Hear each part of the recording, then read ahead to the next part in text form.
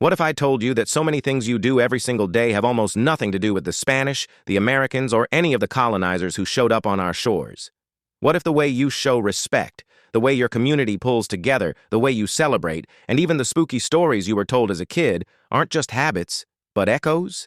Echoes from a time before Magellan, a time of advanced, seafaring, and deeply spiritual Filipino societies. These traditions are fragments of a history we thought was lost, a kind of cultural DNA that survived centuries of being pushed down. Most of us do them without ever knowing where they really came from. We think our history was erased, but it wasn't. It's written in our actions. In this video, we're going to explore the ancient, pre-colonial roots behind 5 Filipino traditions you thought you knew, and show you that your ancestors aren't dust. They are alive in you. Every Filipino knows this gesture. You see your Lola or Lolo, you take their hand, bow your head, and press the back of their hand to your forehead. Mano po!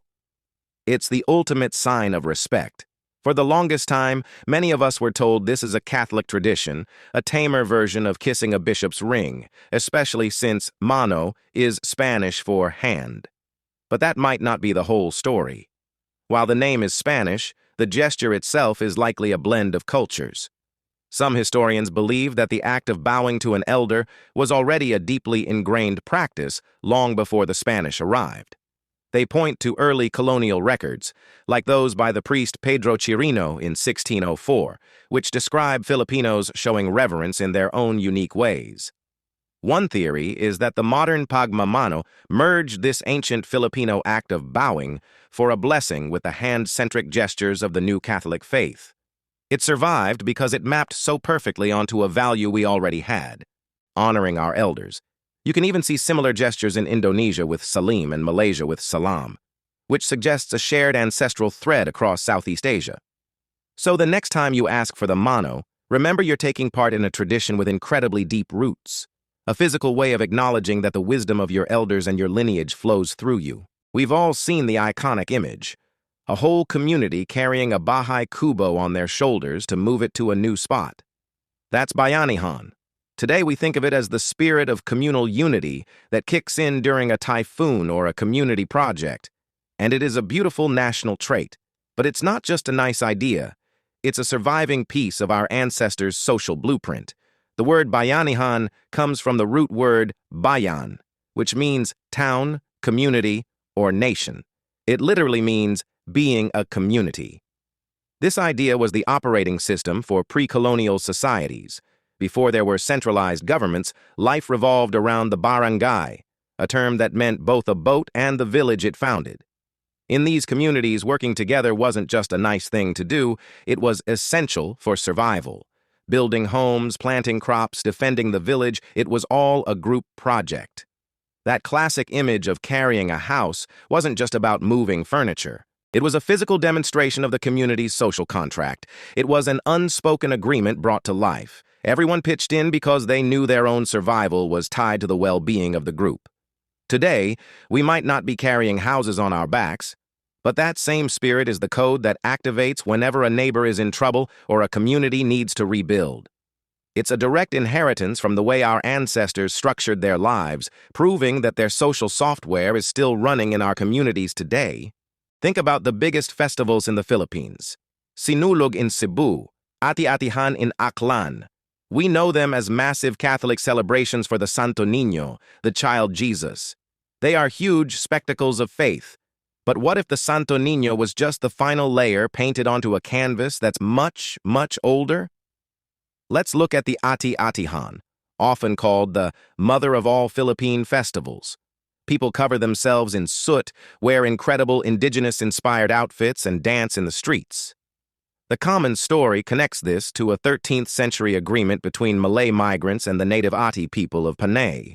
But the festival's roots may run even deeper, with some believing it was originally a pagan celebration of Anitos, or ancestor spirits. It's thought that the Santo Niño was only introduced in the 17th century by Spanish missionaries to place a Christian meaning onto a powerful native ritual they couldn't stamp out. It's a similar story with Sinulog in Cebu. The famous 2 steps forward, 1 step back dance is said to mimic the sulog, or water current. Today, millions dance this for the Santo Niño. But some historians theorize that before Magellan ever gifted that statue, a similar dance was performed to honor nature spirits or local deities. When Queen Juana of Cebu danced with the Santo Niño in 1521, she may have been blending a new icon into an ancient ceremony she already knew.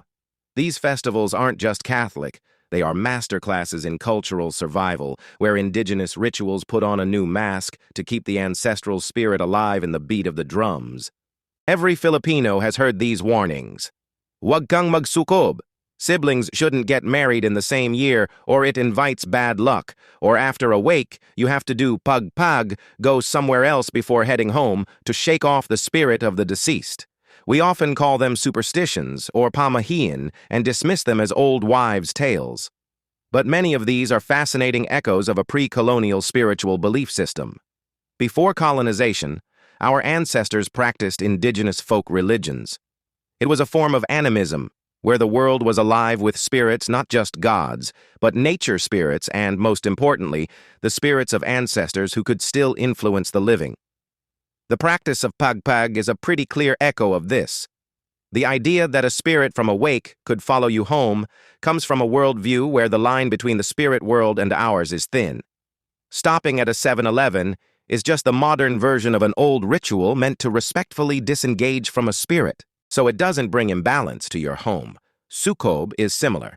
While the practical reason is avoiding the cost of 2 big weddings at once, its deeper origins might lie in a pre-colonial concern for maintaining spiritual balance within a family. A marriage was a huge event that shifted a clan's spiritual energy. Having 2 in 1 year was thought to disrupt that energy and attract misfortune. These aren't just random fears. They are preserved fragments of how our ancestors understood the universe.